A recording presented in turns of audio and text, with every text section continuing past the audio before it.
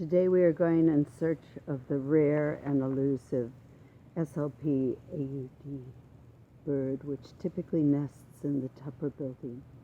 It requires an environment with a unique mix of teaching and research in communication sciences and disorders to survive. This Tupper species of Slpaud is found nowhere else in the world. Here's the entrance to its habitat. Let me see if I can get in. Okay, I'm dressed appropriately. And now we're in. The last sighting of the Tupper Slpaud bird was on March 2020 on the second floor of this unique ecosystem. We could go up the elevator, but I prefer to go through the interior. Less disruptive.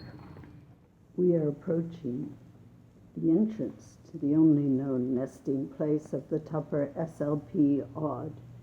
Keep your eyes peeled for the alpha male, who sometimes bursts unexpectedly out of his hiding place. Theories flapping, frightening those who do not expect it.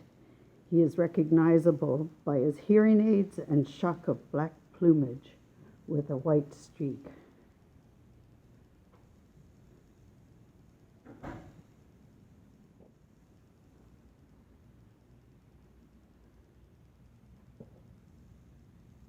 No sighting today, alas. But wait, we are in luck. We have stumbled upon a nest. This is a typical Tupper Slpaud nest, adorned with found items collected over time. The nests are returned to year after year. This one is especially lovely, isn't it? Well, it's time for us to go.